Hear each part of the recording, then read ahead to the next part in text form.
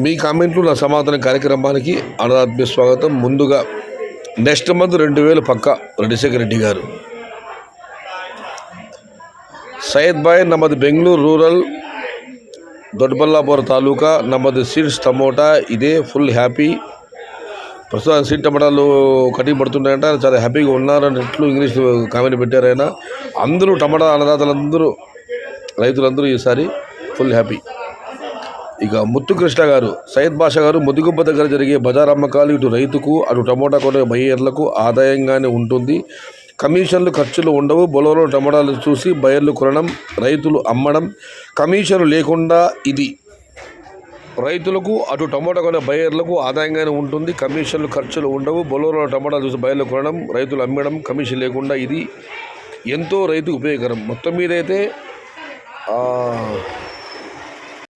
ముదిగుబ్బ కొమ్మల గ్రామం రెండు కూడా రైతు బజార్లు ఇవి. ఇక మల్లిగా గారు, అన్న తోటల పరిచయ కార్యక్రమం పెట్టండి. నా తోట 30 రోజులు అయిందన్న. ఇప్పుడు లేత తోటలు ఎక్కడెక్కడ బాగా ఉన్నాయో రైతు అన్నలు మీ కామెంట్లు నా సమాధానం చెబుతాడు ఆశిస్తూ ఉన్నాను. మీ సుదర్శన్ నాయుడు.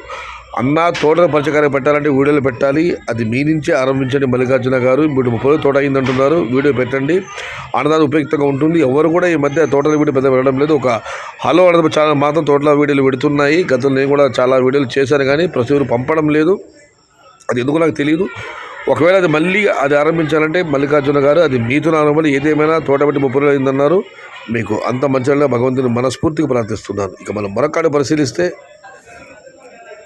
జనవరిలో కొత్తిమీర, చెండిపూలు ఏది బెటర్ చెప్పండి. Lovely brothers.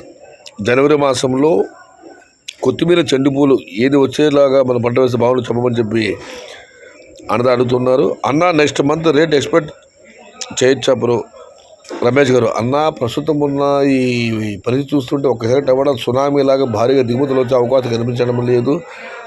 ధరలు ఉండే అవకాశమే ఎక్కువగా ఉంది. కానీ ఈ ఉత్తర భారతంలో మాత్రం దిగుమతి పెడితే మాత్రం ఇక్కడ ధర తగ్గవు. ఎందుకంటే ఉత్తర భారత ప్రస్తుతం ఔరంగాబాదు, ఛత్తీస్గఢ్ అక్కడ టమాటాలు లోకల్ లాతూరు ఇక్కడ టమాటాలు చాలా తక్కువగా ఉన్నాయి. అక్కడ మాత్రం ఒకసారి దిగుమతి పెరిగితే మాత్రం ఇక్కడ ధరలు తగ్గుతాయి.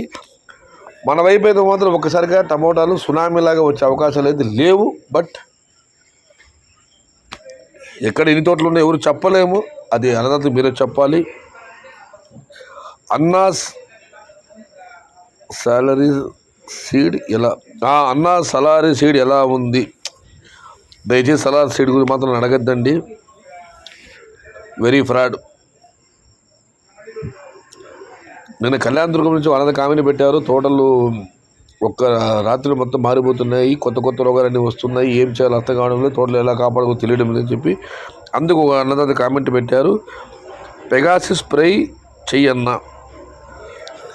కొమ్మనూతల ఊరి నుంచి ఒక కామెంట్ వచ్చింది. 120 రూపాయలు ధర వెళ్ళింది, ఎక్కడుందో తెలియదు, మీరు చెప్పని చెప్తే వాళ్ళ అన్నదాత స్పందించారు. దివాకర్ నాయుడు గారే, కొమ్మనూతల ముదిగుంప నుంచి 20 కిలోమీటర్లు పులివెందు దగ్గర కామెంట్ పెట్టారు. 114 బాక్సులు, no commission, 1,02,000, 114 boxes, no commission, 1,02,000 rupees, 114 box in కమ్మనూతల.